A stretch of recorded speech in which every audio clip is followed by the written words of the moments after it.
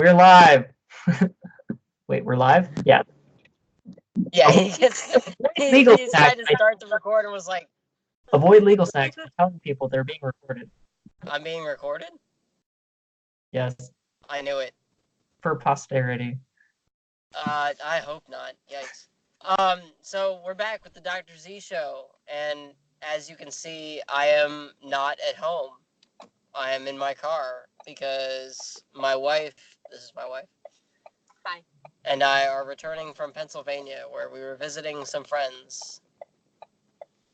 And I'm in a brand new location for myself that is not directly next to the boxes that are behind me. That is not your hobo home. Yeah. It's just right there though. Yeah, but I didn't move too far, you know. Moved about 4 feet. So many good memories. Also apparently wants to be on the show. Yeah. Okay. Yeah, so the thing is, because this is the first time I'm the one doing the recording, and when you click on it, it doesn't immediately start recording. It I've told you loading up. It starts. Well, no. I'm telling, because you haven't explained it to the audience. I'm explaining. It was weird for me. Okay. Because I've only ever seen when Anthony's told me that it's recording. So, but it loads up, and then finally something appears in the top left, and it's kind of small, and anyways, when you press the record button, it doesn't really. It takes a second to start. Yeah. So. Also, you mentioned that we're driving, but that's if our audio is terrible, that's why. Yeah. Okay. Yeah. Just blame them. Send hateful comments. And YouTube. Like, your audio was terrible for this episode. Which way? This one. But anyways, so we have some bits planned for later from a Facebook post. This is the bits episode. Yeah, this is a bits episode because we don't have the correct setup to do one of our more in-depth coverage episodes of a specific topic with all our notes together because of the driving. Stop. So instead we're doing games, like party games that someone posted on Facebook of different games that they play with their friends, of just forcing people to go on anger rants or come up with conspiracy theories and stuff like that. Which, if you've ever been to a party I've hosted, I'll do anyway. So angry rant bit, I mean. But for me, I hosted my first D&D session as an actual DM. And how did that go? It was really fun. It took about an hour to do character creation, and then after that, we were able to play for 45 minutes to an hour before we had to head out. And so it was a coworker of mine and his girlfriend. And they had another friend who was going to come, but something came up at the last minute, and so he wasn't able to be there for the first session. So my coworker's girlfriend, it was her first time playing, and he hadn't played since middle school, so he was a little bit rusty on setting up a character. But they were both 5th edition? Yeah, in 5th edition. Okay. But they were both pretty familiar with D&D stuff, from the internet and watching Critical Role kind of stuff. So okay. But yeah, but it was pretty fun. They fought some twig blights. So there's only 2 people. There's going to be 3. But I don't know. Okay, I don't. Seems like a small party, but okay.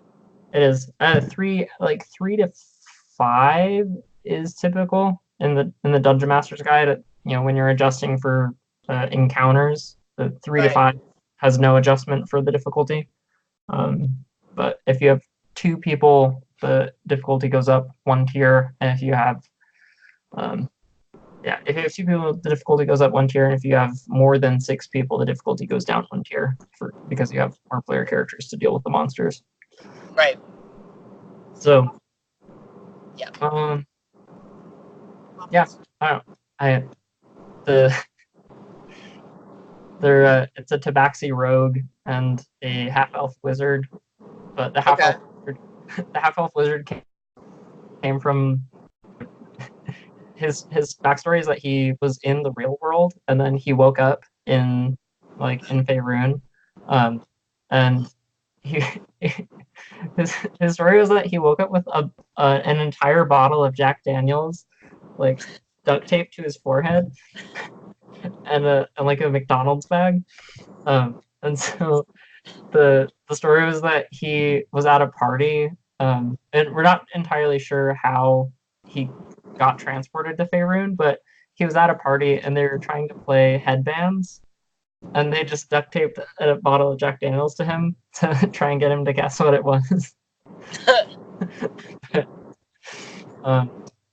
Yeah, and I had them encounter like a fortune teller who told them that the local lord who was throwing a banquet that night was going to be killed. In the middle of her doing her prophecy, they tried to steal something from her, but the Tabaxi rogue rolled a nat 1 and elbowed her in the face while she was trying to steal.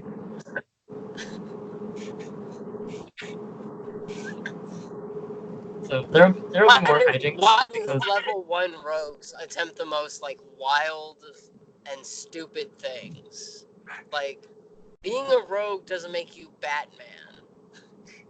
Not for another like 15 levels. Excuse you.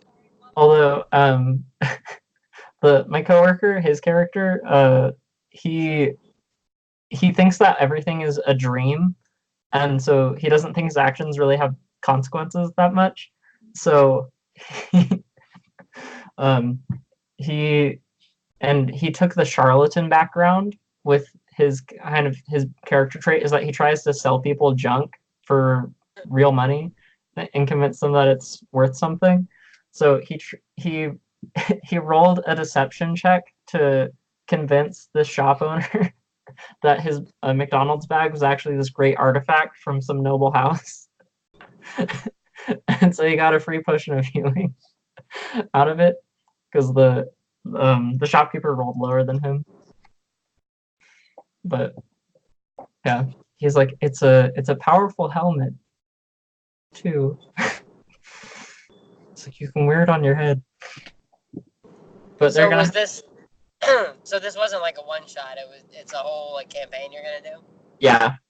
So my original plan was to have them do a bunch of one shots until I kind of found my feet, but it seemed easy enough, I guess. I did a lot of preparation in terms of learning the rules and watching guides on how to DM and things. Right. So I don't have all of the specifics of the campaign laid out, but as far as the mechanics of being a DM, I feel like were easier to pick up. Okay.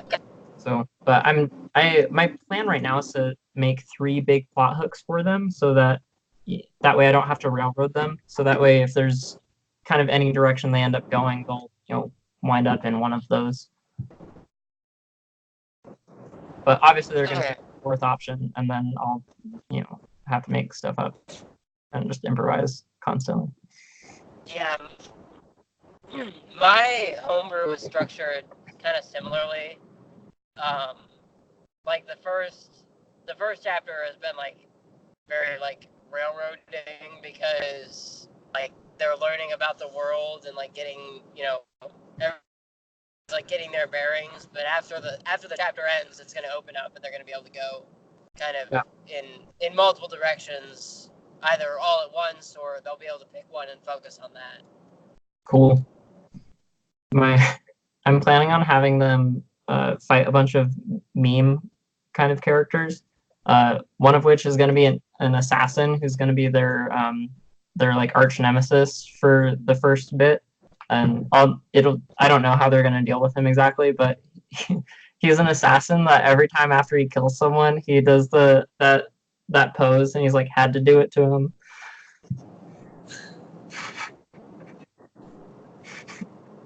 Okay. And then they're also going to fight the Tunnel Snakes gang from Fallout 4. Except for it's going to be a bunch of druids that can turn into giant constrictors. Tunnel Snakes was in Fallout 3. Oh, it's Fallout 3? Okay, yeah. tunnel snakes rule. We're the tunnel snakes. So I'm not sure what other memes I'm gonna include, but it was partially inspired because I was in another campaign, and I think I might have mentioned this on the show already, where we fought actual cannibal Shia LaBeouf. Yeah. So And then I didn't know, I couldn't remember what it was. yeah, And then Claire forced then me to sit down and watch it, and I was like, oh wait, now I I've know what seen- this is. so yeah, so I'm trying to think of more things they can encounter because I'm planning on having them have a more serious campaign eventually, but I do want a lot of the supporting cast of villains and stuff to be, just silly characters. Okay, so I have an idea. Quick tangent arc. Nothing is as good as the staged choral version of actual Cannibal Shia LaBeouf. Yes, that's Which true. is apparently a thing that exists. Okay, Wait, so actually you didn't see the stage two forward? ideas. That's the best one. So be ready to take notes. I have two ideas. First idea: make a really weak character, like give him 1 hit point or something. Okay.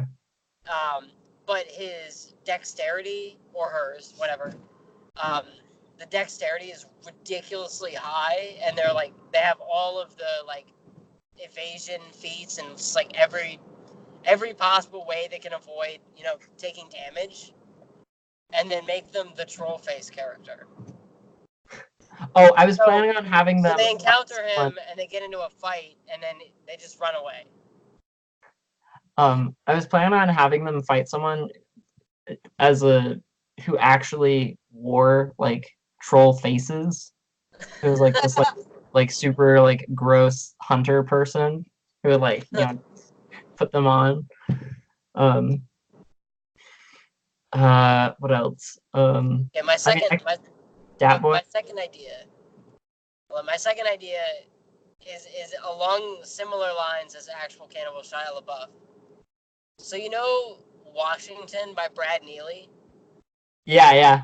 Have them fight that version of George that version of George Washington. He's coming. He's coming. Ate opponent's brains and invented cocaine. An opponent's wife's hand in a jar of acid at a party. I could do that in the next session because they're going to a party. Yeah, have them go to a party and there's this horrible person there named Washington. Oh my gosh, yes. Oh, fun. So the other fun thing that came out of the campaign yesterday was I was looking at random name generators because I hadn't come with all of the names of NPCs prepared, and there was one random name generator that had you could select different categories of names, for cities or people, and you could select male and female, right. Other whatever. And one of the categories that allowed you to pick was, mage or wizard. And I clicked generate, and one of the names on the list was Ganondorf Snape. And I have to read you the character biography for Ganondorf Snape that it generated with this character. Oh, it generates a whole biography? Yeah, it generates a whole biography. It's amazing. Let's see, camera. Okay, so Ganondorf Snape is a 40-year-old wizard who enjoys listening to the radio, repressing minorities, and helping old ladies across the road. What? It keeps going. He is kind and reliable, but can also be very cowardly and a bit grumpy. He is British, defines himself as gay, has a degree in philosophy, politics, and economics. Physically, Ganondorf is in good shape. He is short with fair skin, red hair, and green eyes. He has 1 or 2 distinguishing features, including a bumpy nose and a long beard. He grew up in a working-class neighborhood. He was raised by his mother, his father having left when he was young. He's currently married to his husband, Kaylin Connor, who's the same age as works as a plumber. They have 2 children. Ganondorf's best friend is a government politician called Rodney Lyons, They're inseparable. He also hangs around with Ricky Allison and Jake Cook. They enjoy collecting potions together. What the fuck? Ganondorf Snape is a 40-year-old wizard who enjoys listening to the radio, repressing minorities, and helping old ladies across the street. I really, really, really, really hope that J.K. Rowling never sees this episode of the Dr. Z show. Oh, because it would she would rewrite Snape. She would reveal all these things Yeah. about Snape. His first name was actually Ganondorf. Yeah, but there was another one. It was a list of bandit names, and this one was pretty good. Some of them were Hagley Shades, Westcott Mad Eyes, Frederick Three Toes, Daryl Fast Fingers, Crazy Trevon, Bullet Tooth Raph, Mad Aussie, Fruitcake Gabriel, and Poison Putnam. Fruitcake Gabriel was our favorite one. Like possible bandit names. Like It reminds me of the this comic. town is plagued by Fruitcake Gabriel. It reminds me of the I'm trying to think. It's like Owl something comics. Mm-hmm. Where it's the D&D version of it, and he's like, we got Murder and Mike, Steal and Steve, and like the other one. It's like, what's the other one's name? But the other one is like really huge and like really terrifying. And so the new guy is like, what did he do? And the guy introducing them all is like, oh, he's a cleric who doesn't heal others. I don't know. You'll have to look it up. I'm not doing explaining it, but that's what that reminds me of. I could have them fight a bullywug, called Dat Boy. Yes. He's actually bullywug is actually scaled well for a level encounter. So, according to the DM's guide, he has to have an MC though that like announces him. Oh, that's true. So he can say, "Here come Dat Boy."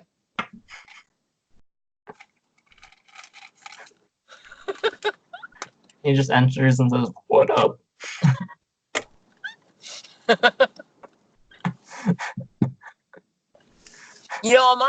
I gotta say, I'm surprised you've never DM'd a campaign before, because like your role in playing every game, like being the agent of chaos and just like the ruiner of plans, like fits you completely for a DM role in like the wackiest campaign imaginable. I mean, it is going to be pretty wacky, because their third person who wasn't able to be there, he's going to be a homebrew skeleton race. Homebrew skeleton race. Yeah, so they're going to have it's going to be fun having people react to just seeing a skeleton walking around town. Did he come up with that idea, or did you?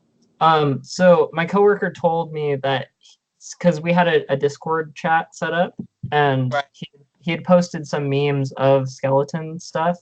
And my coworker said that he really likes skeletons, and so I said, "Oh, well, you could play as a skeleton if you want." And so I looked up, and it's actually pretty balanced, the way that the skeletons are set up, for their different subraces and stuff. There's one of them that has an ability that's similar to one of the gnome subraces, and so it's balanced. It allows you to. It's because one of the gnome subraces, it's either one of the gnome or the halfling subraces. Let reroll nat ones. That's a halfling trait. It's halfling luck or something. It's like natural. It's called like natural luck. It's a halfling. Yeah, so that's one of the skeleton subraces has that. But they're pretty balanced for other racial traits that I've seen in other characters in 5th edition, or other playable races in 5th edition. So I feel okay with it. Is he does he have the ability to fall apart and like put himself back together? Mm-hmm. Okay. Yeah. So every time he does that, one of his party member or party like partners or whatever will have to say, "Pull yourself together." And hit him over the head with a newspaper. Pull yourself together. Edna. Oh. Okay. All right. So Tell Jake me was the gonna go sport on that you to play. be the agent of chaos and ruin everyone's life. So Claire and I learned to play a new game this weekend called Above and Below, and it's like if Settlers of Catan and Betrayal House on the Hill had a baby. And D&D. Not really D&D. Mostly Betrayal. Yeah, I guess so. Just because it has dice doesn't mean you can liken it to D&D, dear. There's the adventuring component, but anyway. All right. So anyway, so in Above and Below, there's like a bunch of different stuff you can do, and you have to like collect resources and build a village and on and on. And it's like not really worth it to get into all of that kind of like complex rules explaining. But the like big quirk thing about it is one of the things that your characters can do on your turn is adventure. And so you draw like a below card, so they go into the like caves, and it has a set of six numbers on it that correspond to dice rolls. So you roll a die, just a d6, and it tells you like, okay, go and look on page, read 138.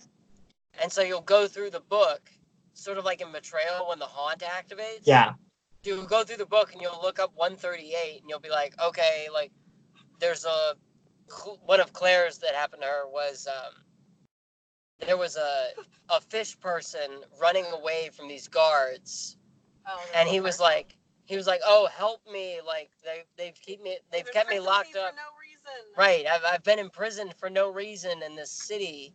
And so Claire was like, okay, and then you could decide. Two choices. You could decide whether or not, like, you were gonna help them or not. Like, there are always multiple choices. Choose your own adventure. Kinda, yeah. So Claire like decided that she was gonna believe this person running away from guards was actually not a criminal, and they actually kept him locked up there for no reason. So she was like, okay, I'm gonna help him. And she succeeded on the rolls that she needed to make to help him. And what happened to you? It turned out he really was a criminal, and so I lost inspiration. Reputation. So she lost reputation, which she kept towards the end of she never gained reputation back. So at the end of the game, she got -1 point. Like when we were doing the scoring, she like -1. For the reputation. Yeah, just for the reputation. She ended up winning the game overall because she had the most points, but. Well, and usually with most things you have like two choices. Sometimes there's three, but there are different levels of difficulty. So you have to beat a dice roll to succeed, or a die roll.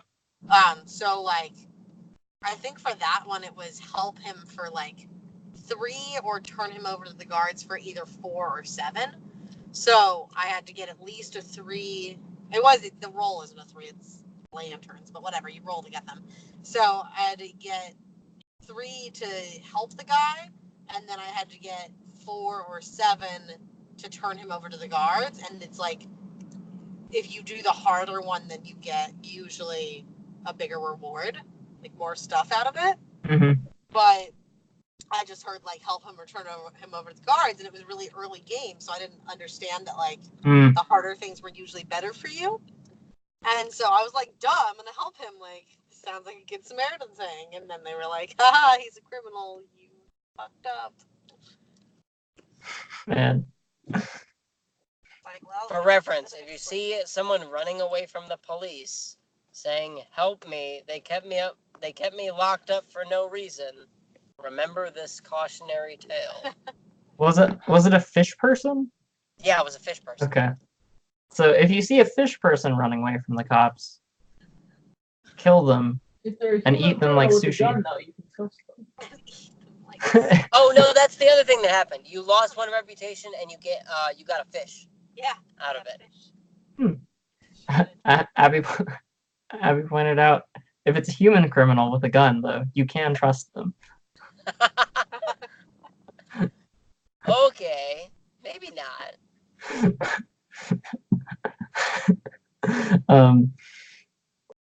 Nice. Well, that I sounds. don't know. It was That a sounds like a fun game. game. They're gonna watch the show later, so I don't want to like say this, but I'm gonna do it anyway, just to generate irritation towards me. They like were kind of bad at explaining all of the rules, and like we taught them Dominion right beforehand, and teaching them Dominion took like 10 minutes, and then by the end of the first game, they like knew like how to play Dominion, like Dominion's Well, great. whatever. Dominion's also like a 15 to 20-minute game. And well, we explained it to them because we were like, oh, we can explain it to you, or you can like read the rule book. And they were like, no, like just explain it to us. And so they were like explaining this game to us, and I was like, can I read the rules? Like, can I just read them? Because like I'll like comprehend better what's going on. And like eventually we got it, but It took like half of the game. to yeah, it took understand like halfway through the game before we like fully understood like what was happening and Yeah, like what was going on. Because they played the first two turns, and like so, we could see how a turn went. And on the first turn, a friend was like, "Oh, well, I guess I can say her name because she's been on the podcast. It was Julia. She was like, "Oh, like I'm gonna get this guy because like his stats are really good or whatever," and like that part of it didn't make any sense to us yet because we hadn't seen how the characters were used. And then Steven was like, "Oh, I was thinking about that one." And Tony and I looked at each other and we're like, "Why? Sure. Like, what makes them better?" They were like, "Oh, you want to get victory points." I was like, "Yeah, but how do we get victory points? Yeah, How some- do we help us? What are we looking for?" To be fair, Claire was also drinking heavily during this game. That made it way more fun. I needed to point that out just because. So it was a drinking game then because she No, won. just Claire was drinking. No, but yeah, we were like, "Oh, well, how do you win?" And they were Drunken like, master, drunken board game master. "Yeah, I am." I did tell you about that about our D&D campaign though. We have a monk fighter. Who took the way of the drunken master? Yeah, Yeah. Okay. who was also a sailor. Oh, that's perfect. What do you do with the The drunken Monk fighter pirate. Okay, yeah. So above and below, check it out. It's interesting. Better if you read the rules first. Yeah, it's probably not everyone's cup of tea, but it was fun. I had a good time. We should get it. Yeah. Well, Yeah, sometimes games with a lot of rules, you know that they flow really easy once people understand, but sometimes it's hard to know where to begin explaining. Like, yeah, I understand everything, but knowing where to begin is difficult. that actually is a really good way of putting it, because I feel like if I had like read the rules in the like rule book, it would have started at like a place that make the most sense, but they just like started explaining a million things at once, like Kind of randomly and not fully. You know what, though? I also very much get the sense that it's a game that like would be better the more you play it with people. No, I mean just like if you didn't have to. Unlike Dominion, which is really easy to explain to new people. yeah. To be fair, Dominion is like there's 3 rules, like ABC, like Yeah. explaining Dominion. It's like buy, To their act. credit, to our credit, like explaining Dominion is pretty simple. Action, buy, cleanup. Like, Yep. you have 5 cards in your hand, your deck, your discard pile becomes your deck. Like, it's pretty easy. I'm just saying this isn't a game that you would want to like explain to new people every time you played it. True. Yeah, I do like betrayal-esque games. Yeah, where there's like multiple endings or multiple like things. So like the replay value is like really high on that. Yeah. I don't know, like Julian Brenna and you, I guess, pointed that out to me last week, and I was like, oh shit, like kind of blew my mind that I never really thought about it like that fully before. Yeah, it is important for me too. Some of my favorite games have really high replay value. Like Metroid Prime 2 Echoes doesn't have a lot of replay value, but it's still one of my favorite games because it was long enough that it didn't need replay value, I guess. Whereas Fire Emblem Sacred Stones has a ton of replay value. It's kind of a shorter game, but it has so much replay value that it's a lot of fun. Right, and like what I said last week about like long games like not needing replay value is like by the time you're finished, you might not want to play it again right away, but when you play it again, it will feel like it'll still feel at least a little fresh. Because you're starting back again so far. Yeah. Yeah, makes sense. From nothing. From dusk to dawn. Okay. Is it time to rant now? It's time. Okay, so the way this game works is we were given random topics. Claire gave me a random topic, and Abby gave Anthony a random topic. My random topic is the 1948 Chicago Bears season. So, alright, okay. The first thing you have to understand about the 1948 Chicago Bears season is that it was the worst thing to happen in their history. Because, okay, so just stick with me here. Hold on, wait. I'm gonna stop you right before you begin completely. Are you gonna build things into this rant to connect it to the second half? Nope. Okay. I mean, I might. I don't know, but it won't be intentional. Okay. So this season was really bad for them because even though they went 10-2,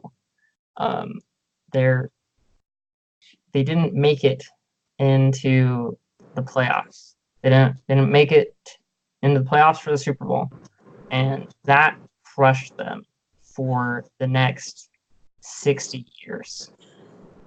And the worst part was that their coach, George Halas, he made a play. He had them do a play that in their playbook, and that they've since released it because it's been changed. In that playbook, it was called the Chicago two-step, and they usually use the Chicago two-step when they were closer to the end zone.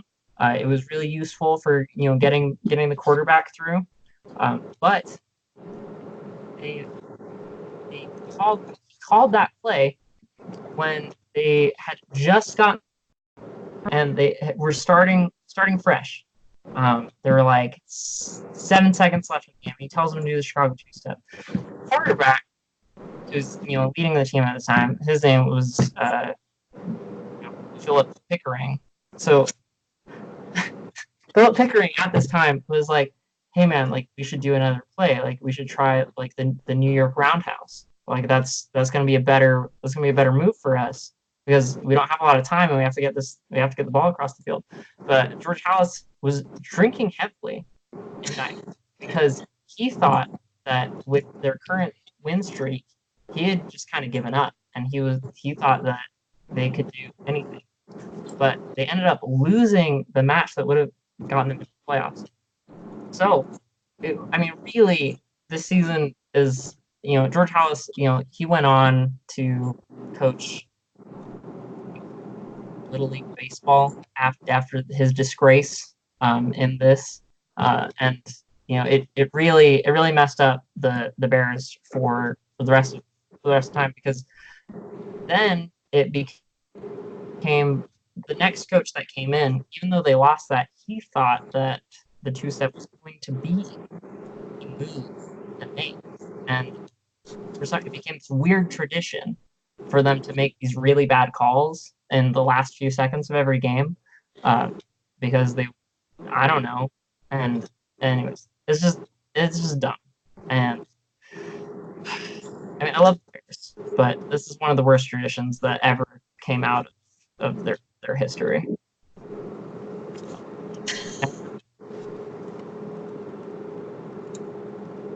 Are you done? Yeah, that's me. You're significantly like less angry about it than I thought you would be, but given what my topic is, I don't know how angry I can pretend to be about it. So Abby gave me the topic, the Australian Emu War, which the Australian government tried to cull the emu population with violent and deadly force. So this was a bad decision for multiple reasons. The first reason being, out of all of the animals in Australia, the emu is probably one of the least dangerous creatures. Like, emus, like, they have a pretty bad temperament. But like, when you have spiders the size of dogs, and like, people can't go to the beach because there are crocodiles, and stingrays are killing beloved Discovery Channel, presenters. Like, you can't focus on the emus. So the government decides, okay, what's the biggest problem we have in Australia? It's not that public transportation sucks, or that we're crazy about laws concerning the youth, or that people can't go to the beach without getting murdered by crocodiles. It's the emus. The emus are the problem. They're destroying Australia from within. So the Australian government sent the army to go into the desert and fight emus. Yes, emus live in the desert. That I've decided. So they send the army with state-of-the-art weapons. They buy state-of-the-art weapons from America. They get the latest technology in emu extermination. They go into the desert and they forget to bring water. Okay? I don't know how you can live in Australia and be part of the army and forget to bring water into the desert. But luckily, there are cactuses. So, if you know anything about cactuses, they brought their weapons with them. So they all had knives, because standard issue military gear Now that's a knife. is a giant knife, right? That's all they get. So they were able to cut open the cactuses and drink the cactus juice. But once again, if you've ever watched Avatar: The Last Airbender, which is a true story, by the way, if you've ever watched Avatar: The Last Airbender, the episode where they go into the desert and they drink the cactus juice, one of the characters, Sokka, gets ridiculously high, I guess, or drunk, or both, drinking the cactus juice, and he just loses all of his faculties. He goes crazy. So of course this happened to the entire Australian army, and they were decimated by the emus. The emus struck back with unparalleled force and destroyed the Australian army. And Australia has never been the same. And that's why, to this day, you can find emus wielding machine guns in the Australian desert.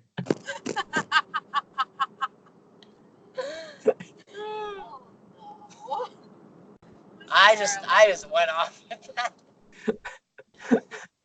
It reminds me, before we continue, it reminds me a bit about what our theater team to do to make us audition for roles. Tell me a story based on a very generic thing or whatever. Okay. Oh, you cut out for a little bit. You're both cutting out. No. No, maybe. Okay, you both cut out for Okay. a little bit. In middle school, when I auditioned for a courtyard, and my audition like bit was she said, "Tell me about the time you robbed a bank," and I developed like the sort of vocal tick, like as I was telling the story. That's what this reminded me of. I just wanted to point that out. That's fun. I think Claire was saying something too, but I was just saying that you guys messed up. You have to start when you play this game. Somebody has to say, okay, your topic is, or like bring up something, and they have to say, don't get me started. oh, that's right. Yeah, It's That's the whole- title of the game. that would have helped. That would have helped. Oh, the Don't emu. get me Don't get started me with the bank. started. Okay, so now we have to explain why these two topics are connected, and I already have some thoughts. I have some thoughts as well, but I'll let you start. Okay. Little known fact about the beer that George Halas was drinking when he made his horrible decision. It was Australian beer. Because George Hollis, obviously, I mean, you could tell from his name, he's Australian. Mm-hmm. Yeah. Crikey, mate. He loves that stuff. That was the name of the beer. Okay, so Cactus juice. George Halas. Yeah, no, that's great. No, the beer is brewed from cactus juice. Yes. But they effed up this batch, and it was the hallucinogenic effects were stronger than normal. So, I mean, obviously though, so look, I don't want to be put on a government watch list for saying, but The Australian government watch list. yeah, the Australian government, you got to watch out for them. Okay, so I'll get you. George Halas was actually an emu. He was actually an emu. He was actually an emu. That's So- the whole so thing. He was a so he plant from the played the Australian government to destroy Chicago's economy from within, because Chicago was the #1 source of arms dealers to the Australian government. However, the Australian government has emus planted in it, and emus wanted to defeat them, and so the emus sent George Wallace in disguise as a human. Not George Wallace, George Hollis. George Hollis. They sent George Hollis. It was Wallace at first because of like wallabies, but then they changed it to Hollis because they thought it would be too obvious.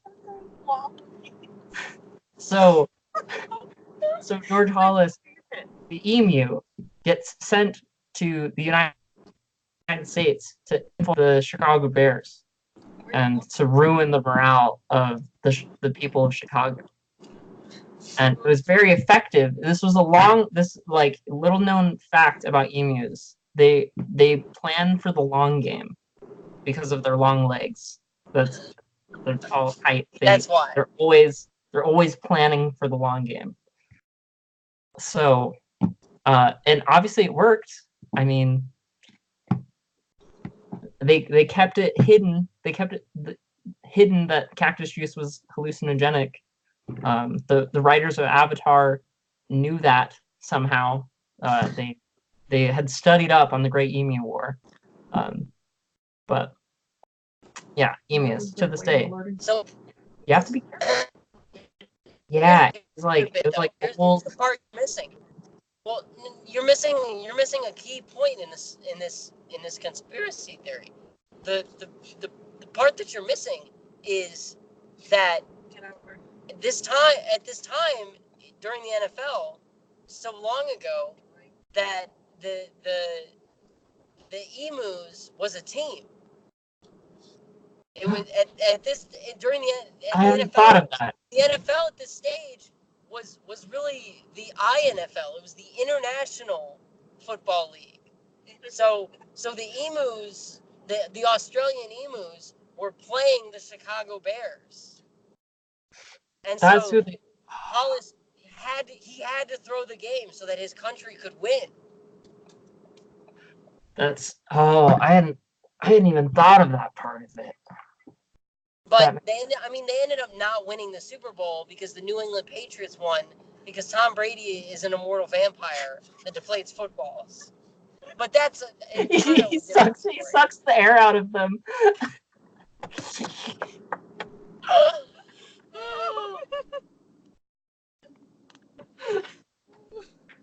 So I mean, if you ever need anybody to talk about the 1948 Chicago Bears or the Australian Emu War and tell you how connected, you know where to find us. You cut out for a second. So if you ever need someone to talk about these, you know where to find us. Yep. But I like the new development that Tom Brady is an immortal vampire. Oh, don't get me started.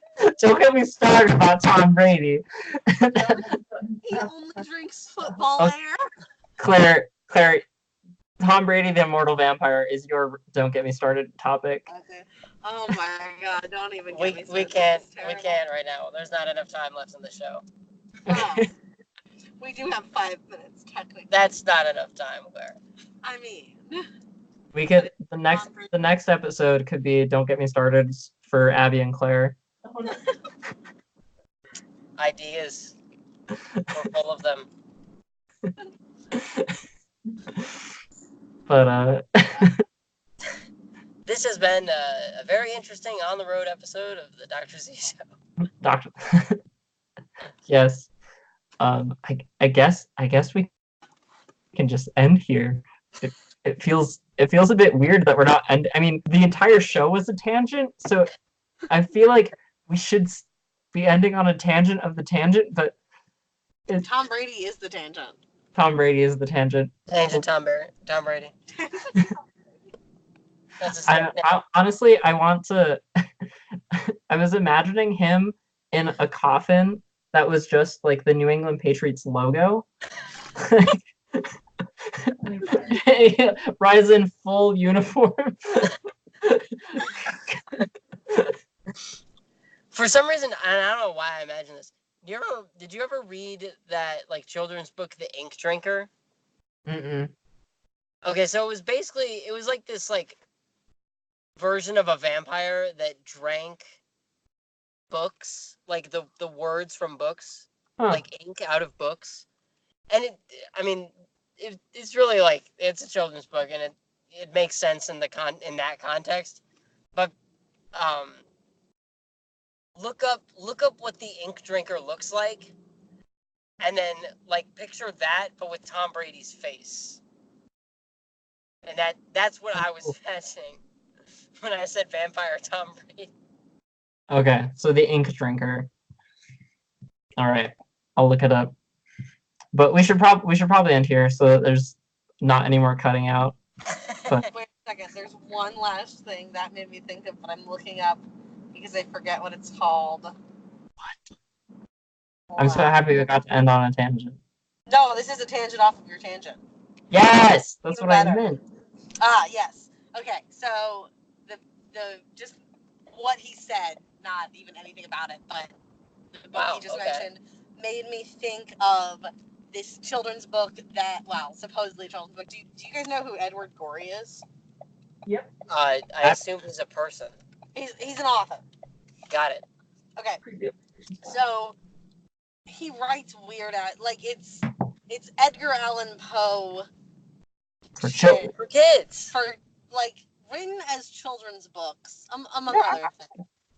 And so there's this one book that my aunt sent me, my godmother sent me rather. I have no idea why she sent it to me. It's called The Doubtful Guest. It wasn't like when I was a child, but I might have been 16 or 18. Okay, not the point. It's I'm just going to read you because I found the Wikipedia. The book begins with the sudden appearance of a strange penguin-like creature in a turn-of-the-century manor house. An aristocratic family struggles to coexist with the creature, who is by turns despondent and mischievous. By the final page, the guest has stayed for 17 years and shows no intention of going away. And it's just like, this penguin just like shows up at their house. You have to like look at the cover. This is what it looks This like. sounds like the plot of Untitled Goose Game, but instead of a goose, it's a penguin. Yeah, basically. You should show them the cover because it's ridiculous. It's just like this whole. I don't know how to turn it around. And there's another Edward Gorey book where at the end of the book, Hmm. the characters just like go into a tunnel and they never come out the other side, or something like that. It's like That's horrible. super creepy. This is That's- this is just straight horror. Did you get it? That's awful, yeah. But on that terrifying note, we will see you guys next time on the The Dr. Z Show. Adios.